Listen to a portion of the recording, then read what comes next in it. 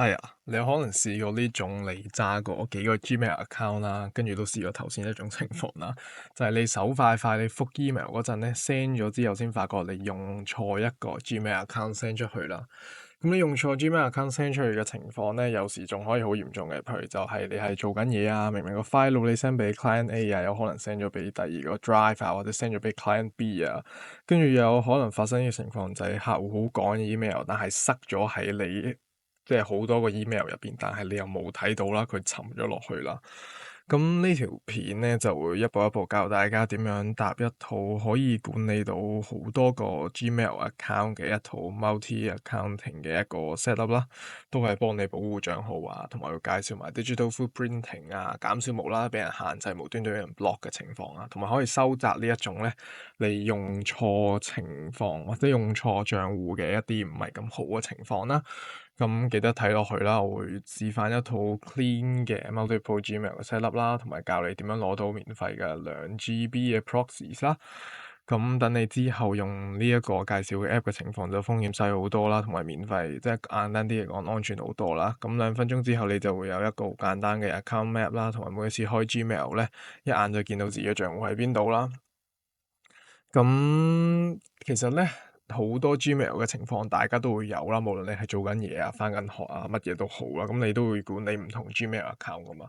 咁其實有啲，當你有好多 Gmail account 嘅情況，其實就係每一個人都有機會遇到嘅。其實你所有 sales 啊、recruiter 啊、SMM creator 啊、email marketing 嗰啲人都有機會遇到啦。就係你手上嘅賬戶越多，就會搞到你用錯身份啦，用錯 Gmail 嚟 send 啲唔同 Gmail 俾其他人啦。咁譬如呢度啦，就話有一個 candidate 去面試啦，就講咗自己 require 要60K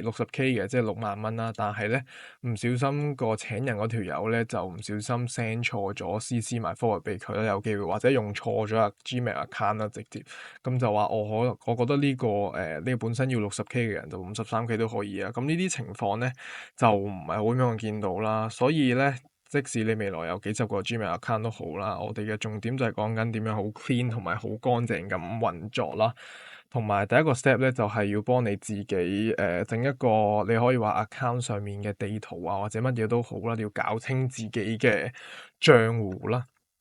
咁其實好簡單嘅，譬如舉個例子啦，你可以直接去嗰個 Google Doc 嗰度啦，即係 Google Docs 啊，你其實可以自己就咁開一個新嘅文件啦，跟住就你 save 低佢嘅 account 啊，跟住譬如呢一個 account 嘅情況就係 personal 啊。跟住就係 email address 就係你自己 type 你個 email address 落去啦，blah blah blah blah 啦，跟住 purpose 啊，譬如就係呢個淨係 for working 嘅，咁你就咁樣 working 啦。但係呢啲咧就真係太老土啦，冇人會再用呢啲方法去做噶啦。雖然你可以知道你自己用緊啲乜嘢，但係根本都唔 make sense 唔 make logic 啦呢條位。咁呢個第一個方法就唔用啦，簡單啲嚟講。咁其實你有第二個方法嘅，好簡單嘅，就係 click 落去你自己嗰個Gmail 個 account 右上角呢度啦。其實你可以自己加 account 嘅，add another account 啦。咁其實你就可以呢度隨時隨地 switch account 啦。所以你真係要望清楚你自己 send Gmail 之前望清楚你係邊一個 account send 緊 Gmail 啦。或者就係你可以簡單啲嚟講，就係你去一個簡單啲嚟講就係呢度啦。譬如你有一個 inbox，但係你有好多個寄件地址嘅，其實你可以自己去 settings 啦，跟住 account 嗰度，跟住 add another address 啦。其實呢啲方法都可以嘅，或者就係你全部 account 去一個 primary box 啦。其實呢啲情況都係可以啦。譬如呢度你 inbox 跟住校翻 multiple inbox 啊，跟住呢度咧就揀你 start 嘅位就係最重要啦。譬如呢個情況，你要係最 important 嘅，咁你呢啲 message 一收到咧，佢就會幫你自動剔去最上面嗰個位啦。咁呢啲情況就會方便自己去即係睇一啲情況啦，即係睇無論有乜嘢緊急嘅事咧，可以直接最快速就可以用到呢樣嘢啦。或者其實仲有第二個方法都係可以唔錯嘅，就係你可以即係你 send 嘅情況其實係可以簡單啲嚟講，就係你 send mail 呢度 x 乜嘢乜嘢 account 啦。所以其實咧你一個 Gmail 咧，其實你可以加任意嘅字啦。譬如如果你係想將你自己本身嘅 Gmail 係加落一個 working 啊，一啲本身你可能做緊 trading 啊，或者你係返銀行嘅，咁其實你可以係，譬如你嘅 Gmail 就係 ABC 跟住 @gmail.com 啦，其實你可以 ABC 加 working @gmail.com 啦，ABC 加 trading @gmail.com 啦，其實呢啲情況都可以嘅。咁呢啲情況你就可以自己 add another address 啦，跟住呢個情況就可以reply from same address to which 呢度 send 啦，咁就可以簡單啲咧，就係你可以直接喺同一個 device 度就可以 reply 晒唔同嘅 message 啊，同埋唔驚你自己係覆錯人啊，或者用錯 Gmail account 去覆人哋咯。咁呢個就係另外一個情況，都係你可以參考去用啦，同埋咧。或者係講埋最尾一個情況啦，其實你就可以自己去右上角 Chrome 呢度啦，你可以自己加一個 Chrome 嘅設備檔啦，咁就唔同 Gmail account 就有唔同嘅設備檔啊。咁你一個乾淨嘅 Chrome profile 就係一個 Gmail account 啦，簡單啲嚟講，跟住就新增呢度，咁你就自己 add 啦，跟住登入呢度，咁你可以啦，同埋你可以自己寫你自己嘅名啦，譬如你係乜嘢名，咁你就跟翻去咯。咁其實都好簡單嘅啫，呢啲方法。但係個缺點就係，譬如你有好難去 filter 啊，或者你手動去設 IP 或者設 account 嘅情況，或者都有一個方法嘅，就係講緊你可以用一啲第三方嘅平台啦，譬如講緊你可以用Drag 呢個工具啦。其實可以用 Drag 呢個工具啦，就係 share 咗一個 Gmail 嘅一個 account 啦，咁就會將你嘅收件夾變咗一個 share 嘅 workplace 啦，咁就可以幾個人處理同一個收件夾啦。但係其實咧，呢啲工具都唔會幫助你保護你嘅 digital identity 嘅，因為其實呢啲 Google 咧，只要覺得你係有啲可疑情況嘅情況下咧，其實你乜嘢情況佢都會 ban 你啦。所以你一定係要用第二啲工具去幫助自己啦，譬如一啲我哋講緊 multi accounting 嘅一啲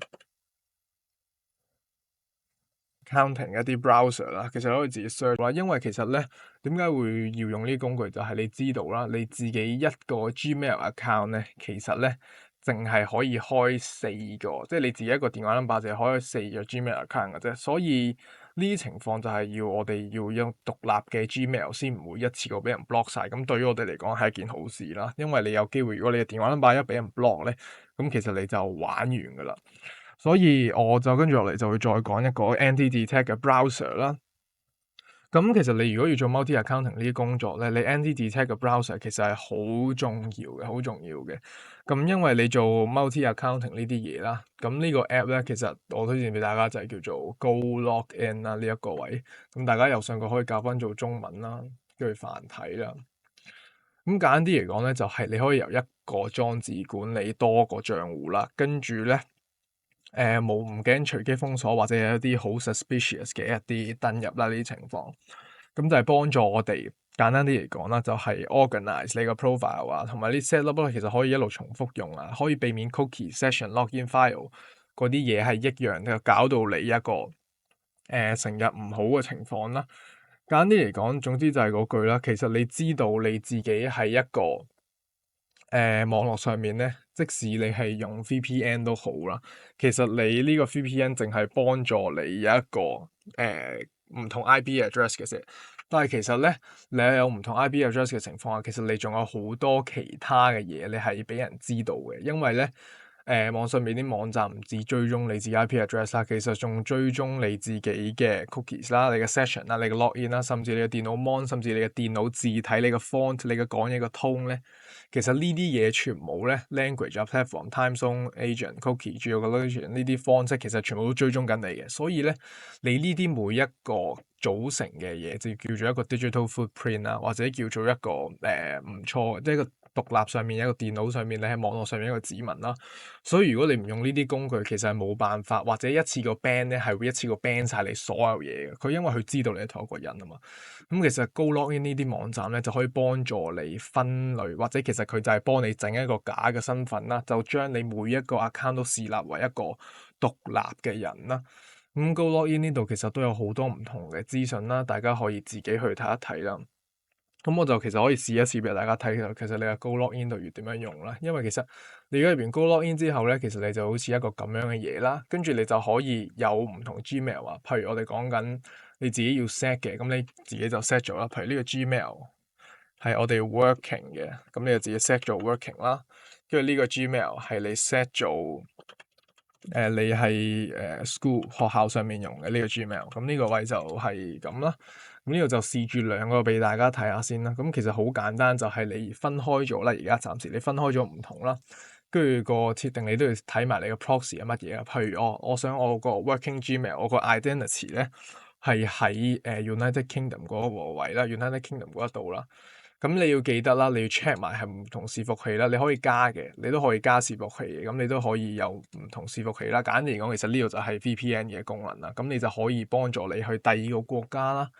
或者第二個地方係有啲地域限制嘅情況，咁你就可以用呢一樣嘢啦。咁呢個就係最簡單利用 VPN 嘅，咁呢個就係其中一個情況啦。同埋你自己睇好每一個都唔一樣啦，呢一個位。咁跟住其實你就可以 load 啦。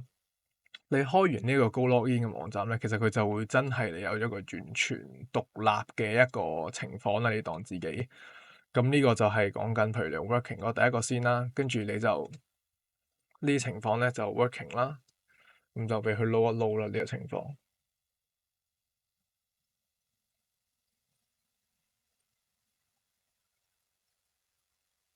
嗱，咁你有機會遇到呢啲情況嘅。如果唔 work 嘅話咧，其實你可以再加啦，即係一啲再加唔同嘅情況啦。呢一個位。咁我就知道，哦，頭先呢個唔 work 嘅情況咧，咁你就轉一個identity 咯，或者就係你轉一個唔同嘅嘢咯。咁呢個就係頭先第一個咯，我哋講緊你去咗英國 call account 啦，跟住你個代理人同地點。如果呢度唔 work 咧，你有機會唔 work 嘅，但係咧，我哋有機會啦，你就直接轉一個咪得咯。咁如果 France 唔得嘅，咁你咪再轉 France，或者你做其他國家都可以啦。譬如我舉個例子，你想去剛果嘅，咁你就去剛果啦。呢一個情況，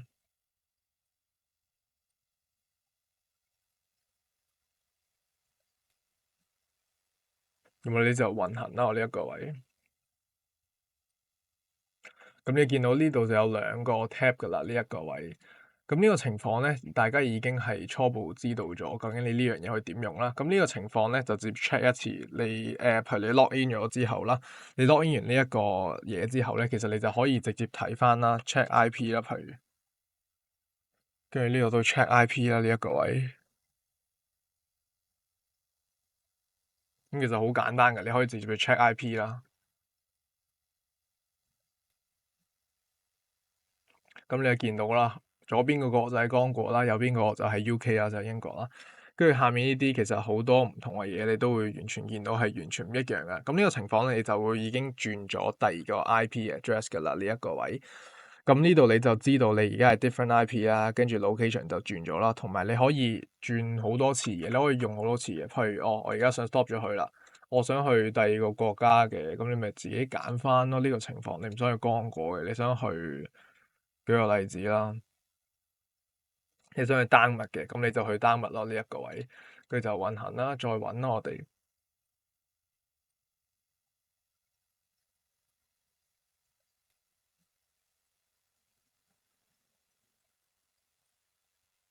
你見到有時候唔得嘅情況咧，都唔緊要嘅，咁你咪再轉咯。如果你丹麥上面唔得嘅，咁你就轉一個快少少嘅丹麥咯。因為其實佢唔係每一次都 working，因為你有機會啦，好多人用緊同一個 server 啦，或者就係你有唔同人去丹麥 one 啦，或者你加多一個啦，最快嘅伺服器。或者我想去呢一個地方嘅，咁我就 link 翻去呢一度啦。嗱，咁呢個得咗嘅情況咧，你就再運行啦呢一個位。咁你見到呢個位就得咗啦。咁呢個位就再 check 多一次 IP 啦，因為頭先我哋喺剛果啊嘛，呢一個情況。咁呢度 check IP 咧，咁你就應該會見到我哋直接咧就去咗丹麥，係啦，我哋就去咗丹麥首都個地方附近啦。跟住呢個情況你就知道，如果我想用一個 specific 啲嘅，咁譬如我想喺呢一度用嘅，咁呢個情況你就可以 log in 自己嗰個。Gmail account 噶啦，咁呢個情況，譬如你想 log in Gmail account，咁你其實你直接揾啦，log in Gmail 啦呢一個位，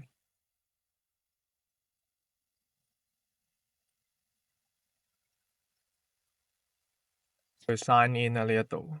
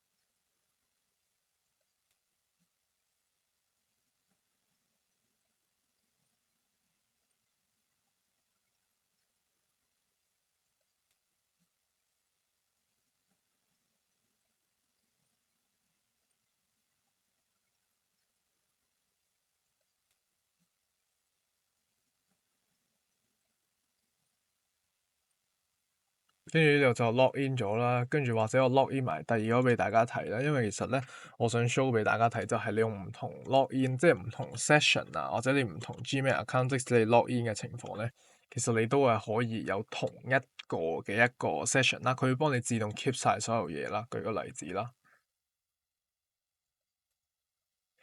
或者我熄翻頭先嗰個先啦，舉個例子，即係你喺呢度啦，跟住我熄咗佢啦，而家其實咧，只要你開多次 Go log in 呢一個位咧。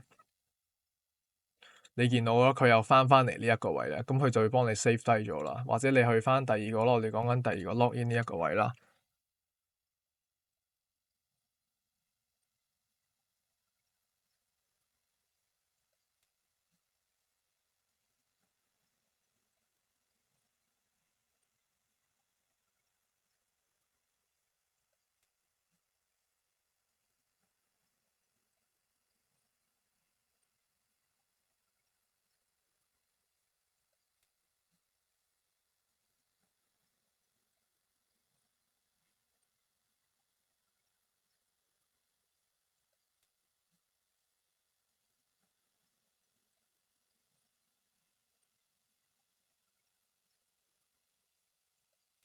你見到啦，呢度 log in 完之後又翻嚟啦。跟住如果我熄咗佢咧，再開翻嘅情況咧。佢都係要去翻我自己嘅 Gmail 嗰度啦。咁呢個就係佢同你講，我已經 save 低晒所有嘢啦，所以你下次 log in 咧就唔使啦。同埋右上角呢度，唔係左上角呢度就會寫你究竟係邊一個嘢啦。咁就方便你自己去睇翻你用緊邊一個 profile 獨立嘅 profile 去做緊嘢啦。咁如果大家 set 完呢度咧，其實都有少少嘢想同大家講一講嘅。咁因為咧，你即使你係開咗一個呢啲嘢嘅情況啦，其實你都要有一啲 warm up 少少嘅 checklist 嘅。因為啦，我哋講緊，如果你係用緊呢啲嘢嘅情況咧，其實你都係需要一個SOP 去做啦，有個 checklist 俾大家做一做啦。舉個例子啦，你如果係7到14日嘅情況下咧，其實你要知道你係好似係真人咁喐啦，真人嘅行為啦，因為你唔可以俾人知道你用緊呢啲 app 噶嘛，或者你唔想俾人知道噶嘛，咁就盡量唔好3至5分鐘轉一次 profile 啦。轉一次 profile 啦，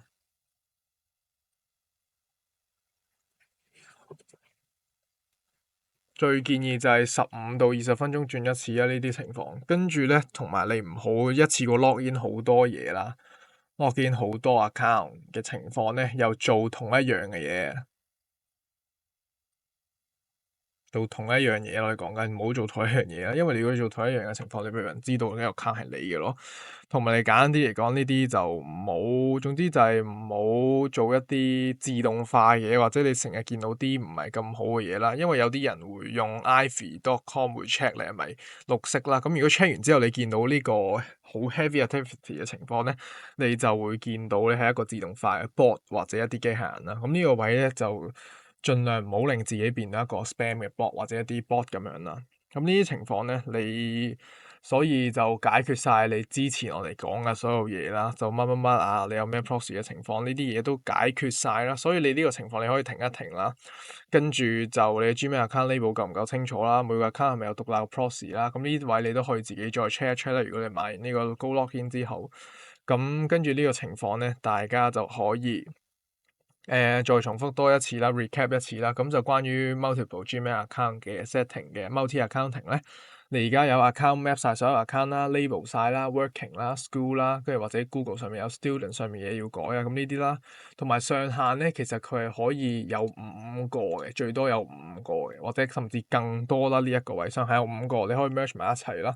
跟住你就可以見到你有 Chrome 啊，你嘅 profile 唔一樣啦，你嘅 team 嘅 tools 都唔一樣啦，你嘅 multi accounting 嘅 browser 都唔一樣啦。跟住咧，你嘅 Go Login 呢度 set 好晒啦，就盡量做翻我頭先提過嘅 warm up 嘅嘢啦。咁如果你想睇我呢套 multi accounting Gmail 嘅 set up，或者你想用呢啲工具去方便自己去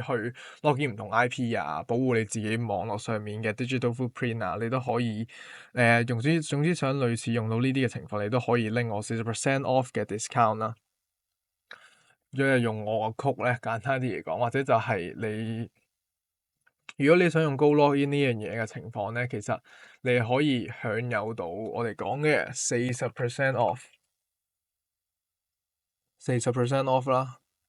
再加2GB 嘅 proxy 啊，free 嘅 proxy 啦，即係2GB 嘅免費代理啦，方便我哋自己去用啦。咁呢度咧，就記得撳我 description 入邊嗰條 link 或者置頂咗喺留言箱嗰條 link 啦，咁就方便我哋去用翻呢個高 login 嘅嘢。你有興趣嘅話咧，就可以用啦。咁呢條片就去到呢度啦，我哋下次再見啦。祝大家都係嗰句啦，Pro Firm 賺得越嚟越多錢啦，身體健康啦〜